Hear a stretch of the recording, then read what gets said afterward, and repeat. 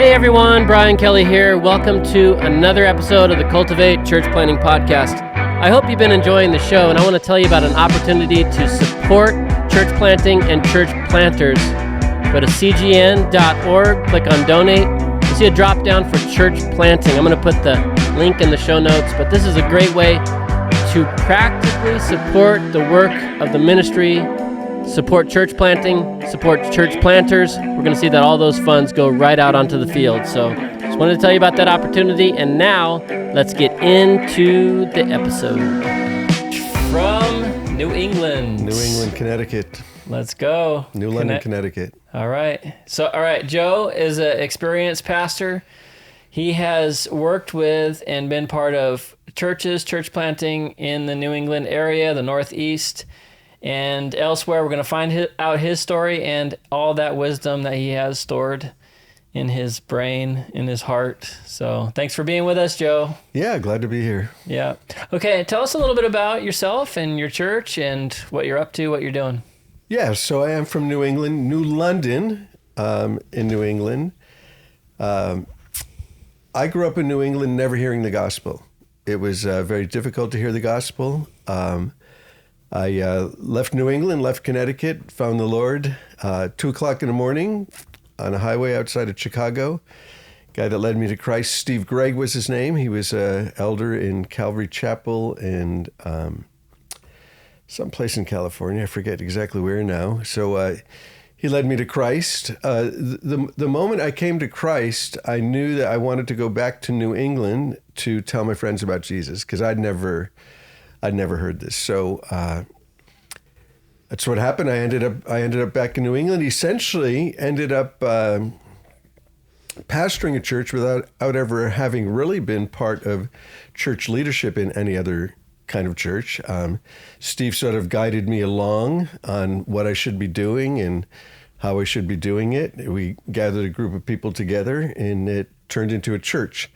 Today we're a multi-site church in New England, but New England is starting to become a place where you can hear the gospel pretty much. But New England is not a whole lot different than Old England. So I come from New London in New England, and it's this post-Christian thing that Europe has probably been 10 years or 12 years ahead of us in the post-Christian thing. But some of that's starting to break right in Europe as well, and I think it's beginning to break for us in New England, where we're starting to see it's becoming easier to plant churches. It's becoming easier to share the gospel, but it's been very difficult. But now I would say there's some remarkable moves of the Spirit happening in New England right now that nobody has seen in maybe 200 years. Yeah, and we want to talk about that a little bit because you've been sharing with us, just in a personal conversations. But that's something I always thought of the East Coast, because I'm from the Southwest originally, California, New Mexico. Now we live in Florida, which is Southeast. And you may or may not know this, Joe, because we're here in Florida at the moment, and you may not know this, but Florida and the upper East Coast where you're from are a little bit different cultural-wise. So we've got I think we got a little smile there. Yeah, a little bit. We got a little smile. It's and that's what I always think, and what I'm getting at is that's what I always think of when I think of Boston, when I think of New York, when I think of Vermont, Connecticut, these states up there, that it's not really known for being real Christian. Mm-hmm. Yeah, not at all. In fact, in denominational circles for decades, it was known as the graveyard of preachers. Oh. Even Chuck Swindoll, he tried to pastor in New England, and he said the most beautiful thing I ever saw was New England in my rearview mirror. Wow. It was tough for him. Oh, yeah. And so, of course, that's the place of the revivals. That's what I was going to say, the church Great history. Awakening, Yep. the Second Great Awakening. The Jesus movement, for the most part, never hit New England. Well, the revival that did hit New England was the charismatic renewal. There was a lot of Catholics in the Northeast. So during that time, a lot of Catholic people came to Christ.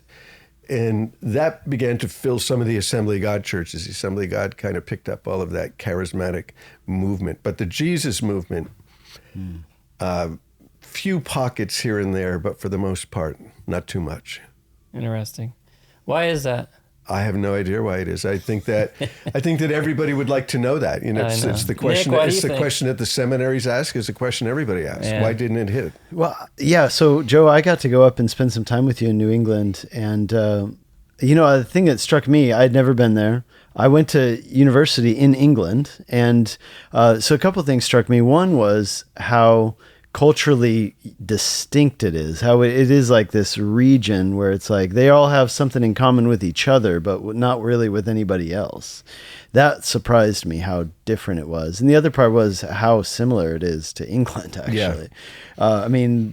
Architecture wise and spiritually. And where you say that New England is maybe 10, 12 years behind England, I would say New England is also like ahead of where some of this progressive stuff in the rest of the country is at. And so, when I was there, first of all, it's a beautiful area, but the other part is like, it felt like it's almost like the place that's most ready for a church planting movement in a way, because there's so much opportunity. Like we would go into these towns and it's like, there's an old, church in the center of town, just like in Europe. But there's nobody like teaching the Bible and doing evangelism and outreach. It just felt like you could walk into any of these towns and just start doing stuff. You could. New England's made up out of what I call villages, towns, and then of course cities and suburbs. And some of those cities you could just replace them. You could maybe take Boston and replace it with Austin or whatever. But on that other landscape, very, very different and completely unchurched. Wow. I'd like to go up, and I want to say this because this is something interesting our listeners might find interesting, is you do tours, church history tours in New England, don't you? Because I remember you had invited me to come up, and I wasn't able to. Nick was able to, but I do quite a few, and one of the reasons that I do those is. Somebody had said it earlier today, the disease is easier caught than taught. So I never heard the gospel in New England. So I like to bring up, I work with a lot of Baptist guys, denominational guys, bring them up because they want to see where Jonathan Edwards was, D.L. Moody's homestead, Plymouth Rock, all of those things. So I take them all of those places, the founding of Yale and Yale Divinity School. And I hope that they catch that this is a place where you can come and preach the gospel here. Start here, clean. Do you see, these young people and young church planters and things starting to get kind of an interest in it yet? Or is it something that we're still really kind of working toward? There's a lot of people real interested right now in coming to New England. And I tell the story about New England that it is true if you move around in church circles cross-denominationally, that for decades people have been praying that New England would break open. And one of my friends, Phil Stroud, he tells the story of what happened in Central America at the turn of the 20th century, where all of these guys, C.I. Schofield, they started prayer movements towards Central America.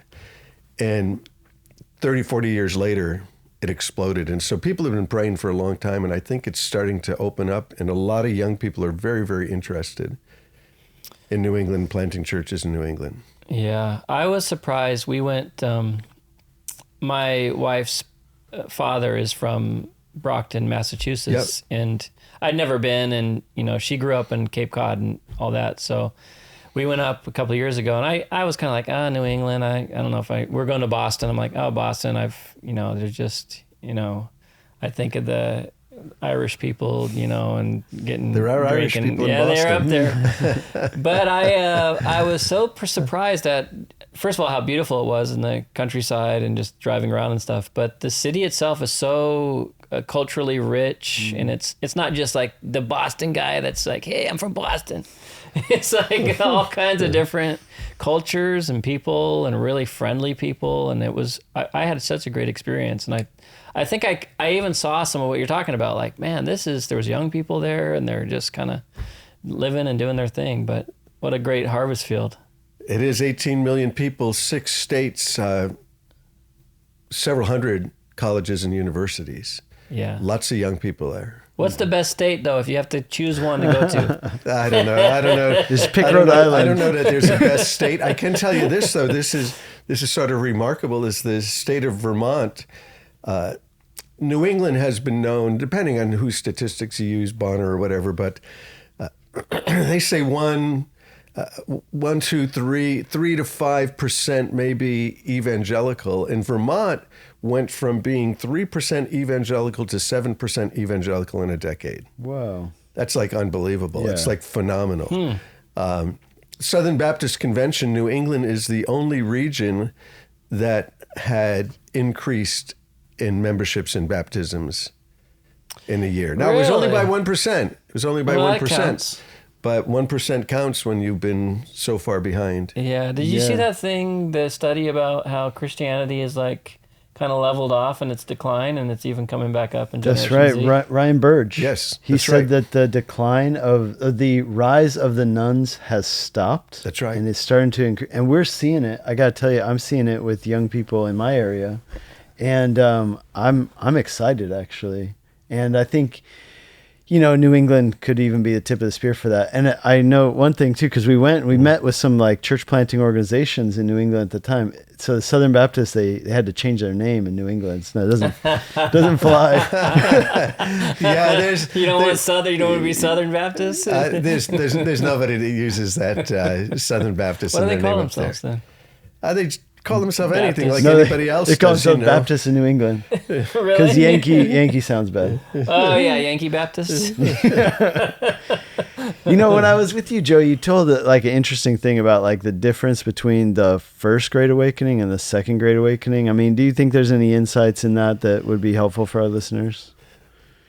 Well, this is just opinion and observation, right? Because I do study it a lot because I try to tell people what was going on. But in the first Great Awakening, a lot of the revival preachers became revolutionary preachers. So on the tail of the revival, they ended up promoting the revolution. And after the revolution, the state of the church was dismal. So the Great Awakening had faded away. The revolutionary preaching was everywhere.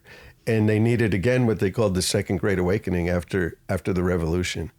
So my takeaway on that is all of the cultural stuff that's going around, you should just keep preaching the gospel and don't get distracted by that cultural stuff. I think that it slowed, if not stopped, the Great Awakening. And I'm not the only one that would share that opinion, but who knows, because we weren't there. But we do know that the state of the church after the revolution was dismal and needed a whole new awakening.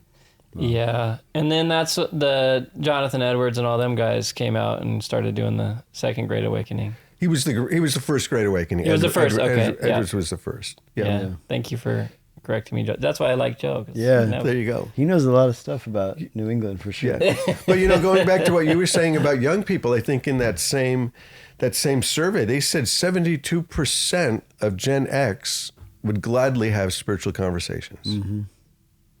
Of Gen 72%. X? Yep. Gen Z. Gen I'm Z, sorry. yeah. Gen Z. Say. I heard a Sorry. statistic this morning. I was listening Z. to something on the elliptical. But they were saying, just tell us if you worked out this morning or not. I Nick. did. I went to the Okay. gym. Okay, It's good. my favorite part of going to the Congratulations gym. to you. I was I talking didn't. about it afterwards. This morning, Nick comes up to me and he says, "Did you go to the gym this morning?" I'm like, "No." He's like, "I did." Oh, in New England, he jumped in a pool that I don't know what was No, it? it 48 was cold, degrees man. or we're in something? no, you did the swimming with the sharks last night. I did that too. My goodness. Yeah. What a brave man we have. I with told us. him then it wasn't right, so No, it's not right. It's not right. Well, so the statistic was that over 50% not only said they're open to, so you mentioned 72 having spiritual conversations, over 50% said, if somebody invited you to church, would you go? And they said, of course. Yeah. Whoa. Yeah. That means we should be inviting people to church. Absolutely. But we got to have churches for them to go I know, to. we That's gotta the have problem.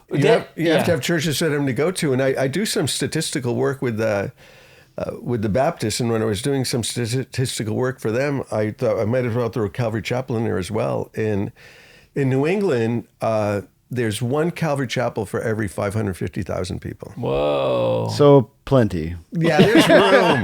You know what I mean? There's not room enough for the two of us. That's being generous. You know, when you do statistics, you want to be generous and not exaggerate. So there's some room. There's definitely some room. Wow. And this is a good word for our church planners who are out there listening and like, oh, should I? You always hear that thing, oh, there's too many churches already and this and that. Well, if 50% of the people are going to visit a church when you invite them, we need to have some more churches for them to That's go right. to. That's right. Yeah. And, I've found, and this is a statistic too, Nick, that new churches that just get planted, people are more likely to attend for the first time. Yeah, like people who don't generally go to church already. Yeah. Yeah. And they're more active. Mm-hmm. And then they say rising tide lifts all boats. So That's they right. said when a new church comes to town, what often happens is their evangelistic zeal kind of wakes up all the existing churches, and they're like, oh yeah, well, maybe we should do some of that too. And then like everybody starts. So it's healthy for the whole body of Christ. For the whole body of Christ, they say that the best evangelistic tool is still the planting of new churches. Yeah. Wow. And it makes sense in a lot of ways, right? Just because it's new, so people are eager to bring people to something that's new. Yeah. Come and see. It's easy to say, come and see. So. Yeah. I think people are just scared of the Northeast, like New England and stuff, because you guys are like no-nonsense people, It's like it's kind of maybe a little bit of, like blunt or abrupt kind of in conversation. What you think is what you say. These are the stereotypes. Yeah, they're not. They're stereotypes because they're probably largely true. New Englanders think that sarcasm is a virtue. Isn't it the same in England though? That's what I'm saying. It's so similar. Yeah. Well, we are New England, New London. You know, an awful lot of that culture exists. An awful lot of the you go throughout New England, and all the places are named after places in England. Huh. Yeah. So I got my bachelor's in Gloucester. You got Right. Gloucester, Mass. That's right. Yeah.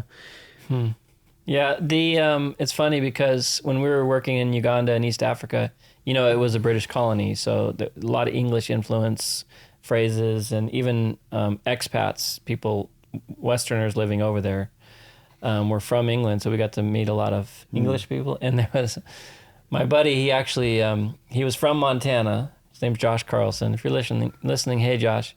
He moved over there with us when we planted a church in Uganda. Young guy, early 20s. He met a girl from England, and she was smarter than him. He'll say this: smarter than him, better looking than him. And so they got married, and he's now pastoring in England. But all that to say, they told us a story. His wife and her friend went to Boston and did the Freedom Trail. The Freedom Trail, and then they did the Tea Party thing where you go on the boat and you reenact the. She said it was a little uncomfortable because at one point they were saying "Down with the Brits, down with the Brits." Everybody was chanting it, so they just chanted along and pretended like they were part of the show. Wow. But yeah, you get kind of intimidated by cultures you don't know, and then a culture that is maybe perceived as being a little bit kind of like hard to reach or whatever. It might be intimidating to do. But living in Florida, I'll just add my own experience. Living in Florida, there's a lot of New Yorkers, there's a lot of people from Connecticut, a lot of people from the Northeast that will snowbird. That means they'll spend the nice months in Florida, and then they'll go back and spend the nice months back home. And we have a lot of interaction, and I find it's like, I would tell people it's nothing personal. It's not even, it's like a cultural thing. Like people really are friendly, even though they may not come off as, like the South, Florida's not really technically the South, I guess, but it's like sweet tea, everybody drinks sweet tea and everybody's like so friendly and they have the nice, and that can be kind of disingenuous at times. So you got the negative, but then in the Northeast, you're like, oh, they're kind of rude or whatever. But then you find it's the same kind of heart. It's just a different expression.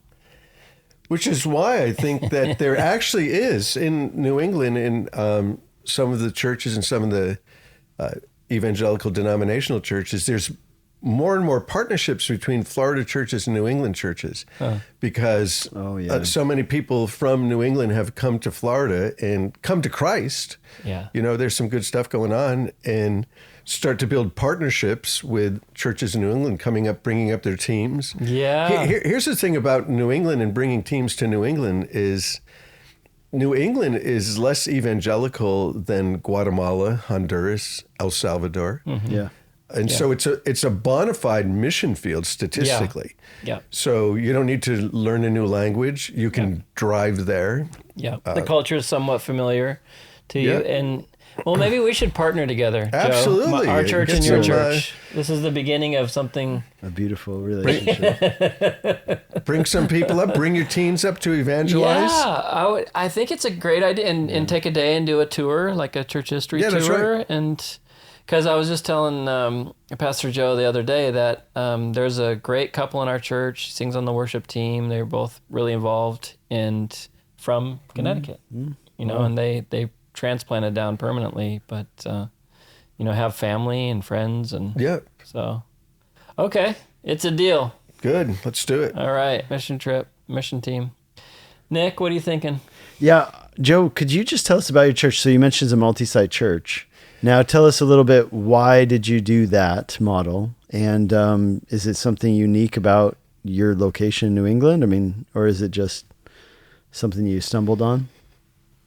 I think it's something that I don't remember the exact genesis of it. We're a rural / suburban church. That's who we are. I live in a city. I live in a white minority city. So where I pastor, that means you being white or minority in the city. That's right. Yep. Okay. Yep. And I grew up there. So when I came back, my call was to go back to New England, and so I went back to New England, moved into that town. Always wanted to do something there. We ended up acquiring a church property and started doing meetings there. So now we were doing meetings in 2 different towns, and we started Hip Hop Church in New London. All right. That really took off. We called it Sunday Night Vibe. We got a lot of flack for that. Were you on stage with that? I mean, were you one of the performers? No, I wasn't one of the performers. But we would do worship a little more edgy. But there was always some kind of hip hop. Sure. Either you adapted to where dancing you were, or somebody would rap or something, and we would teach what we taught in the one place. Of course, we teach Calvary Chapel style, right? Mm-hmm. So we're going line by line, and we would do the same exact passage line by line. Wow. At the urban church. So it just kind of started that way, and then we added some more locations, and we're going to continue to add locations. You still do the kind of hip hop outreach, or is that what was seasonal? We don't. Unfortunately, the hip hop outreach, the guy that was really the key for that moved to Florida. We got another one. Yeah, you got another one. He moved to Florida, and a lot of those things really are dependent on the particular leader. That's right. But it went really, really well. So that's how that started, and then it just kind of became more of a movement and an opportunity for us. And do you have like different pastors that work with you that go into these different sites, or how does that work? So. We're one church in 3 different locations, one budget, one leadership team. Yeah. We have guys in those places that we call face of the place pastors. All right. And so the idea with a face of the place pastor is he's kind of the welcoming committee. He's on the platform, steers everything, steers the vision.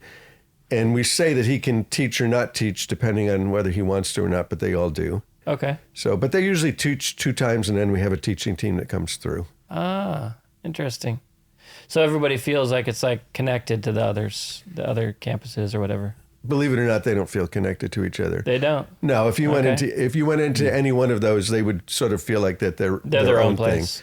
Thing. The people that feel connected are the leaders, not necessarily the people. The people don't really have an affinity to each other. They're not the same people. They're not the same. Not the same neighborhoods. Not the same people. Do you yourself go to these different places and teach, or do you just stay at one place? No, I do.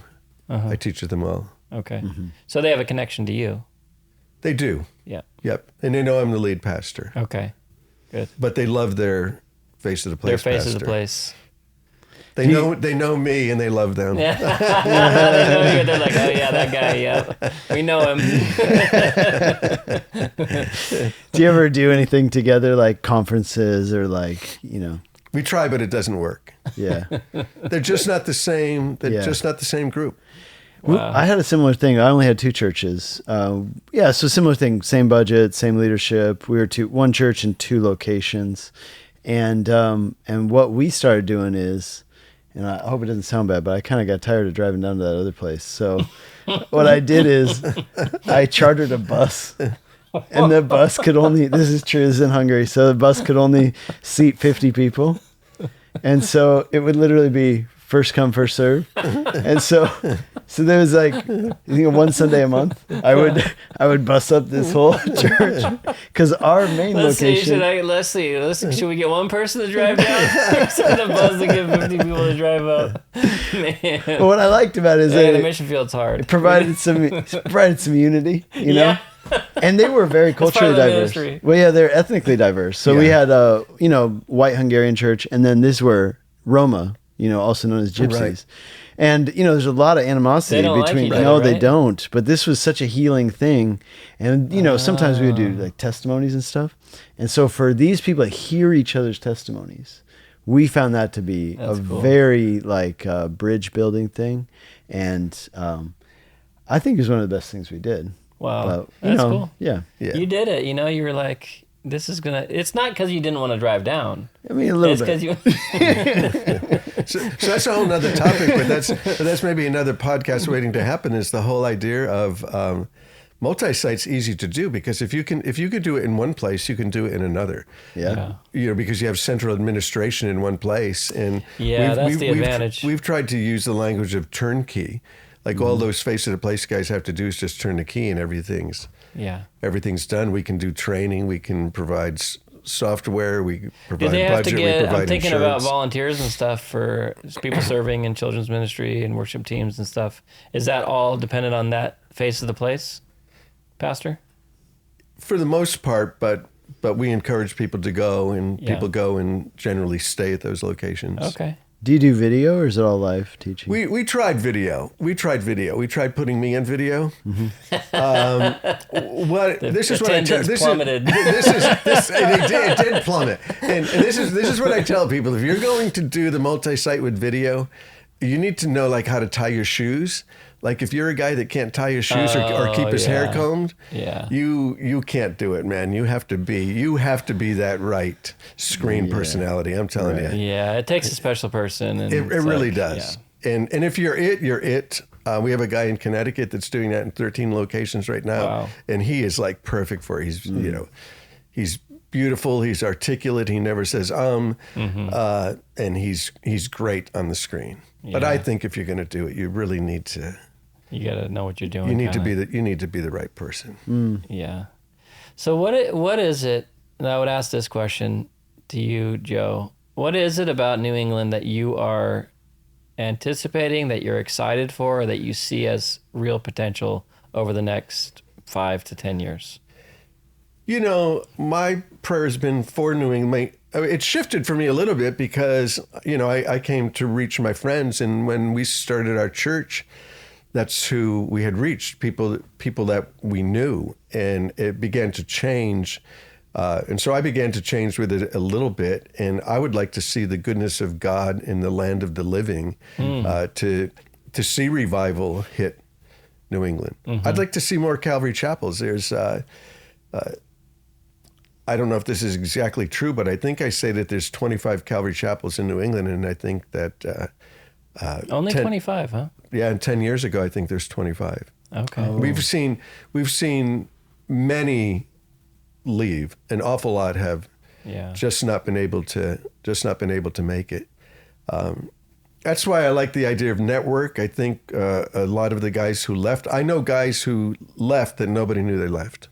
Yeah, that's sad. Nobody knew they left. Yeah. So I think the idea of networking and sticking together, being together, Yeah. can bring some sustaining life to that. And Joe, you're part of the Cultivate leadership team as well. You're Right. active as a coach and a mentor to many, to the church planting program here. So what would you say? There's young guys who are saying, I want to plant a church, or more specifically, I want to plant a Calvary Chapel. What are you going to say to them as far as New England is concerned? Are you going to welcome them in, or what are you going to do? Yeah, we're absolutely going to welcome them in, and I don't want to see them leave with nobody knowing that they're leaving.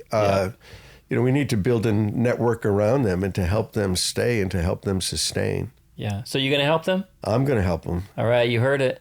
I'm absolutely going to help them. You heard it. Yeah, I know you are, Joe, and I know, and you've been sharing with me and with Nick your heart for up there, and I'm excited about it. I'm not going to go up and plant a church there. You know, you might. How do you know? I guess I don't know. Yeah, I guess. Well, when I was up there, I was like telling my wife, "Hey, if this thing in Colorado doesn't work out, I know where we're going."